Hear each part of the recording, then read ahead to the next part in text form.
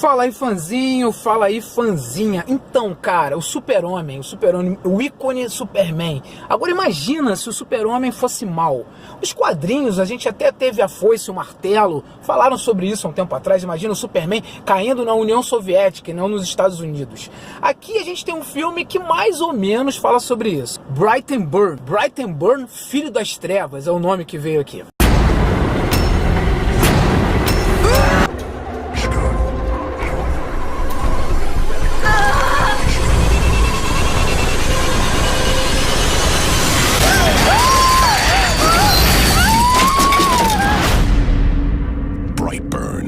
Cara, o plot principal dessa história é basicamente esse que eu falei. É um alienígena, né? Cai aquela navezinha naquele interiorzão lá dos Estados Unidos, tipo a família Kent lá no Kansas, e eles criam a criança. Quando ele completa 12 anos de idade, começam a aparecer os superpoderes. E aí, meu irmão, as coisas começam a ficar mais malévolas nessa história. O núcleo familiar dessa história, eu não gostei, tá? O núcleo familiar é muito estranho. Se você para pra pensar na história do Super-Homem, a família Kent, eu lembrei um pouco do Hellboy também. Cara, o Hellboy saiu do inferno e foi criado para ser bonzinho.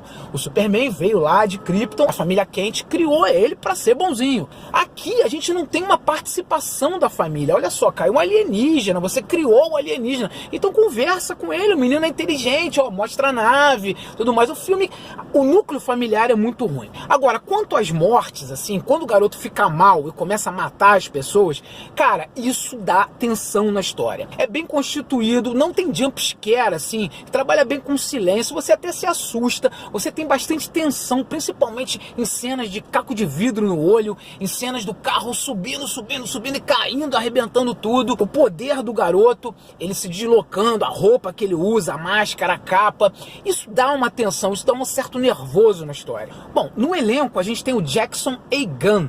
Cara, esse menino ele fez o Scott Lang, o Homem-Formiga, criança, né, no filme do Homem-Formiga. A gente tem a Elizabeth Banks no elenco. Elizabeth Banks fez a Rita Repulsa no Power Rangers, né, Jogos Vorazes e a F. Vai fazer Panteras, ela fazia a Bosley. A Elizabeth Banks, cara, ela tá bem na história, mas como eu falei pra vocês, a interpretação dela dentro desse núcleo familiar, uma mulher, o marido dela, com um alienígena dentro de casa, é estranho, mas a interpretação dela é boa, ela passa uma atenção, passa a questão de ser uma mãe carinhosa, querendo cuidar do filho, mas não sabendo muito se entender naquela situação de superpoder e mal do garoto. O Jackson A. Gunn, esse garoto superpoderoso, tá interessante na história. Ele faz aquela cara de que, pô, eu sou mal, sou mentiroso e tá tudo certo, sabe? Ele assusta. O filme é dirigido pelo David Yarovesky. Esse cara fez A Colmeia.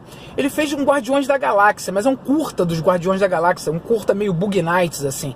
Ele foi ator também no Guardiões da Galáxia. A direção desse filme é que é interessante.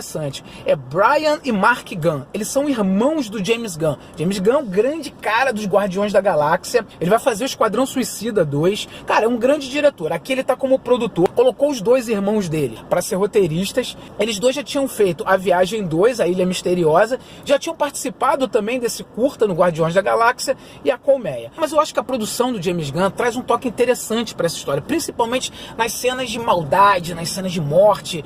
E isso traz uma carga de tensão interessante. Mas o roteiro no núcleo familiar, como eu falei, ficou bem estranho. A fotografia é boa, ela é nítida, trabalha com uma paleta de cor mais escura, mas traz uma carga de tensão. A música é dissônica, principalmente na música que vem na nave, conversando com o garoto, aquela língua estranha, parece meio Klingon, mas todo o design de som eu acho que acrescenta bastante na história com a carga de tensão e de medo. Um adeno musical bem interessante na história que toca Billie Eilish, Bad Guy, no final, nos créditos, assim. Eu gosto da Billie Eilish, e Bad Guy é uma música que se encaixa bem nesse filme.